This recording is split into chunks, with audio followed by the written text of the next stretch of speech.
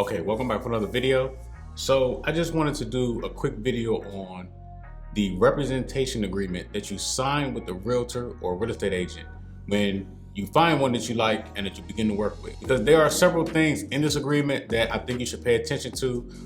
There are several things that the agent has to write into the agreement that you should pay very close attention to, just in case you break off the relationship without actually appropriately saying anything to the agent and begin working with a new agent. I've seen in the past couple weeks or couple months, a lot of agents actually sue buyers over them reaching the agreement and working with a different agent and closing a deal. Now, me personally, I would not do that, but if you are planning to work with someone outside of myself, there are several things in the exclusive buyer representation brokerage agreement that you should know about and look for and take control of when you actually fill this out with whatever real estate agent or realtor you are going to hire to represent you. Okay, so what I'm showing here on the screen is the exclusive buyer/tenant residential brokerage agreement. And this is the agreement that authorizes the realtor or the real estate agent to represent you in a transaction for buying your first home or buying, your second or third, or any transaction with purchasing. So of course, in this first section, you fill out your information, they fill out their information as far as their brokerage. In this section right here, okay, it states that the buyer is authorizing the broker to assist them with buying a home, and you have to actually put in this section the type of property that you're seeking, or the agent will put it. So whether that's a townhome, a single family home, it can be a home or a single family dwelling, whatever you want to call it, that goes into this section. Now this section isn't that bad. Obviously whatever your agent is helping you with, you want to specify that in this agreement. In the buyer authorization section, just to narrow it down, you can actually put the property address that you are writing an offer on. Now, if you're planning to write multiple offers on multiple properties and you don't know that address yet, then just put single family or a townhome or condo or whatever you're searching for. So the next thing is the actual effective date and the termination date of this agreement. So with the crazy market in the past, I would normally put 6 months in this agreement. So I'll put whatever today's date is, and then 6 months from now, I'll put that date. And of course, that's something that you could talk with your agent about. It doesn't have to be that long. If you can find a home in 60 days, then 60 days will work. So this next section covers termination. So in the termination section, I normally put 24 to 48 hours written notice. And that can be a text message, it can be an email, it can be a letter. However you would like to terminate it, but just have it in writing just in case, something happens. Now, some agents may say, 5 to 7 business days written notice. But what you should do is, as the buyer, is take advantage of how you want this to be. I always recommend 24 to 48 hours. So that way you all have enough time to, receive the message and then, reply, received, okay, this agreement is now terminated, which is cool, in my case anyway. But again, you want to take control of, this section, okay? Don't let them put 5 to 7 business days or 30 to 60 days. You should put in there 24 to 48 hours written notice, okay? And that can be a text message, an email, or a letter. And you can also specify that in this 24 to 48 hours written notice, letter, email, or text message, okay?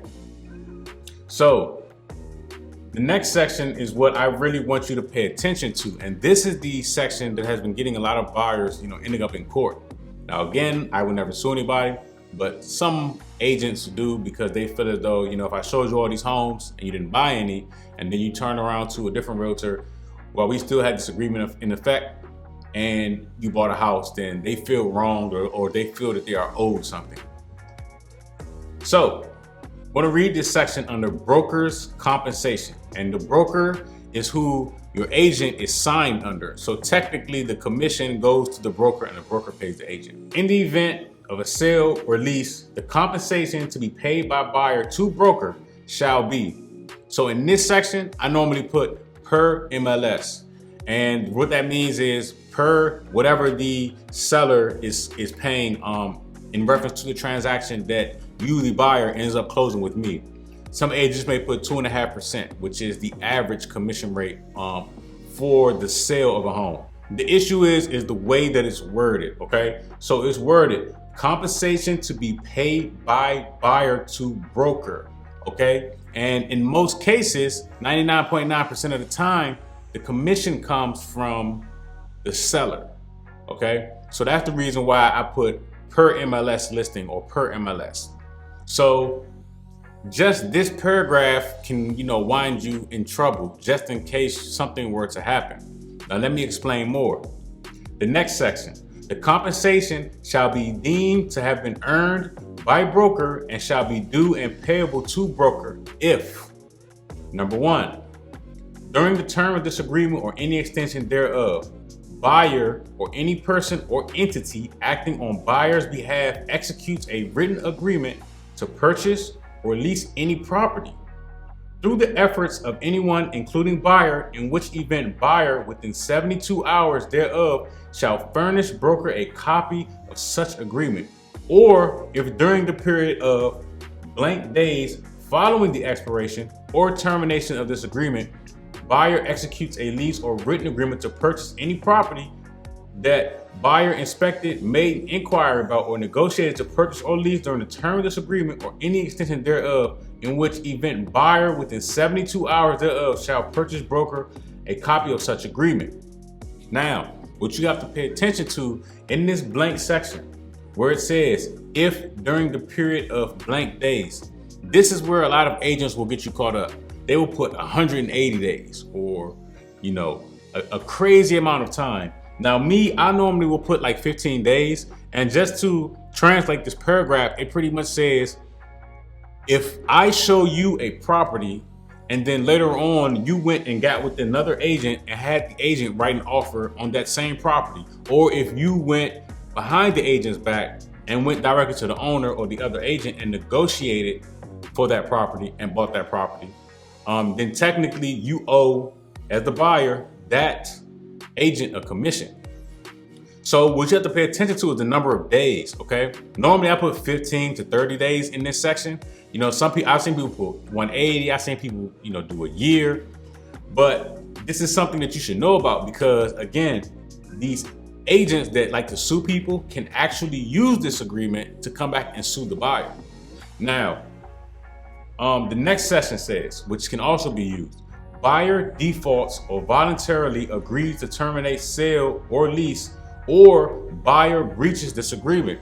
Even if you didn't write an offer on the home that this agent showed, but you still closed a deal with a different agent with a different property, the agent can still sue you for damages or for this commission. Now, I just wanted to focus on this one section. I'll do an entire video on the entire agreement, but these are the major sections of this contract that you have to sign with your agent. But you should know and plan in advance what you want these terms to be. Some people will just sign the agreement and won't even read it. And then, end up getting in court over something when this could have been avoided. So I like to actually educate buyers so that they know what they're signing before they sign it. So that way later on, nobody's, mad or anything. I would never sue anybody if a buyer wants to work with somebody else and they didn't think that I did a good enough job or couldn't help them, fine, just let me know. But I wouldn't sue anybody just because they went to close the deal with another agent. That's just me personally, but not all agents act like that or feel that way. So I think you should know what's in the agreement. So therefore, in the future, you won't get blindsided by somebody that is trying to come after you legally. So I just wanted to just bring this information. I'll do a different video on the entire document. I hope this was helpful. So make sure you like, comment, subscribe, and look out for the next video.